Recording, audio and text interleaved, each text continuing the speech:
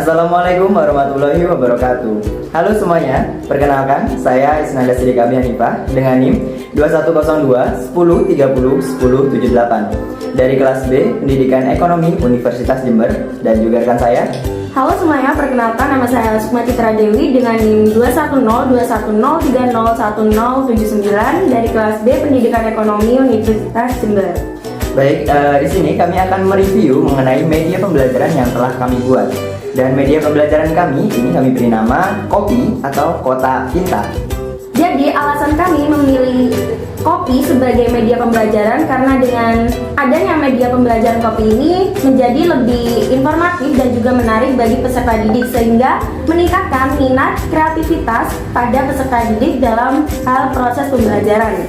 Selain itu, alasan kami memilih Kotak Pintar sebagai media pembelajaran adalah Kotak Pintar ini memudahkan guru dalam hal penyampaian materi. Karena di dalamnya ini selain terdapat materi pembelajaran terutama mengenai kerjasama ekonomi internasional, di sini juga kami lengkapi tentang game evaluasi, di mana di sini kita bisa menilai atau melihat sejauh mana pemahaman peserta didik mengenai lembaga-lembaga kerjasama ekonomi internasional.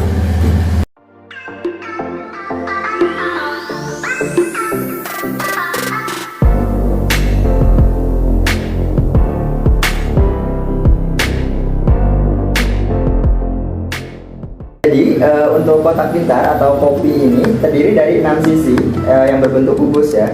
Jadi untuk sisi yang atas itu sebagai penutup dan sisi yang bawah ini sebagai alasnya. Nah, jika kotak pintar atau kopi ini dibuka, maka akan terlihat sebuah amplop dengan nomor yang berbeda, yang dimana amplop pertama berisi materi mengenai pengertian, tujuan, dan manfaat mengenai kerjasama ekonomi internasional. Nah, jika amplop ini dibuka, maka akan tampak sebuah pop-up dengan masing-masing materi, yaitu yang pertama pengertian, kemudian mengenai tujuan kerjasama ekonomi internasional, dan yang ketiga yaitu mengenai manfaat kerjasama ekonomi internasional. Begitupun dengan amplop yang kedua, berisi mengenai materi bentuk-bentuk kerjasama ekonomi internasional, dan jika dibuka juga akan memunculkan materi mengenai bentuk-bentuk kerjasama ekonomi internasional. Baik, selanjutnya amplop yang nomor 3 yaitu berisi materi mengenai lembaga-lembaga kerjasama ekonomi internasional. Nah, ketika dibuka, di dalamnya pun terdapat pop-up mengenai lembaga ekonomi internasional dan juga beberapa penjelasannya. Berikut ini untuk tampilan di dalamnya. Baik, selanjutnya yaitu amplop terakhir yang bernomor 4. Di sini adalah game card atau di dalamnya itu berisi mengenai game evaluasi mengenai materi kerjasama ekonomi internasional ini. Nah, di sini kami mengambil atau memfokuskan materi mengenai lembaga ekonomi internasional.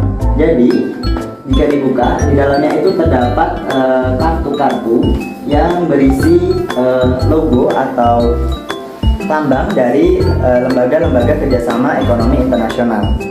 Nah, di sini terdapat 8 logo atau lambang dari kerjasama ekonomi internasional.